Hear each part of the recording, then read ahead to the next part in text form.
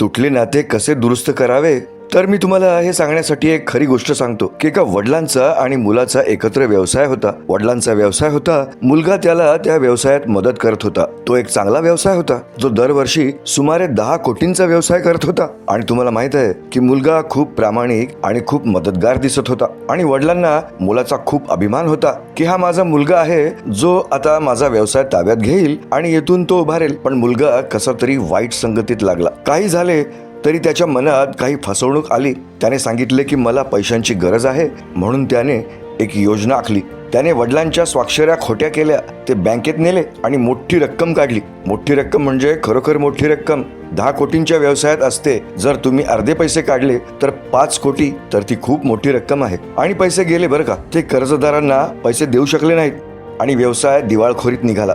व्यवसाय बंद झाला. वडील पूर्णपणे तुटले आणि त्यांनी नेमके काय घडले याचा तपास सुरू केला. आणि जेव्हा त्यांना कळले की त्यांच्याच मुलाने हे केले आहे, तेव्हा वडिलांना आणखी धक्का बसला. पण तो काय करतो, म्हणजे त्यांचा मुलगा असल्याने त्यांना अंतर्गत संघर्षातून खूप त्रास सहन करावा लागला. मी ते कसे हाताळू? पण नंतर त्यांना कोणीतरी सल्ला दिला, तो तुमचा मुलगा आहे, तुम्हाला फक्त आयुष्य जगण्याची गरज आहे, ते जाऊ द्या. म्हणून जड अंतःकरणाने पण खूप खात्रीने तो म्हणाला, ठीक आहे, मी माझ्या मुलाला माफ करेन. जरी मी सर्व काही गमावले आहे, मी पुन्हा मजबूत झालो, पण मी माझ्या मुलाला माफ करेन. म्हणून त्याने मुलाला माफ केले. पण तसे झाले नाही. मुलाला माफ केले गेले, पण त्याला समजले की तो अजूनही वडिलांना तोंड देऊ शकत नाही, की वडिलांनी त्याला माफ केले आहे, पण तो टाळण्याचा प्रयत्न करत आहे. कारण वडील त्यांच्यासोबत जेवणाच्या टेबलावर बसलेले नाहीत. तर हे नाते माफ केलेले नाते होते, पण सामान्य नाते नव्हते. आणि एके दिवशी मुलाला जाणवले की काहीतरी बरोबर नाही, आमचे नाते पूर्वीसारखे नाही. तर तो म्हणाला, बाबा, मला वाटतं काहीतरी चुकतंय. मला आपलं नातं पूर्वीसारखं बनवायचं आहे. आपण ते पुन्हा करू शकतो का?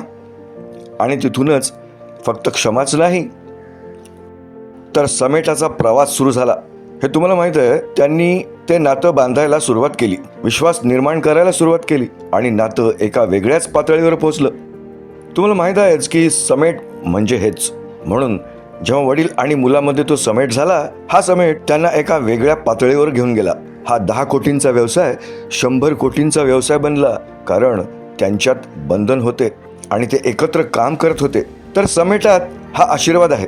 जर तुम्ही संपूर्ण समेटाकडे पाहिले तर मी म्हणेन की आपण सामान्यतः क्षमाबद्दल बोलतो, पण ते केवळ क्षमाबद्दल नाही.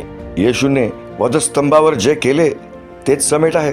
म्हणजे त्याने पूर्ण किंमत मोजली, म्हणून त्याने क्षमा दिली. पण त्याने आपल्याला देवाशी समेट करण्याचा मार्गही उघडला. आणि तो हेच करू इच्छितो.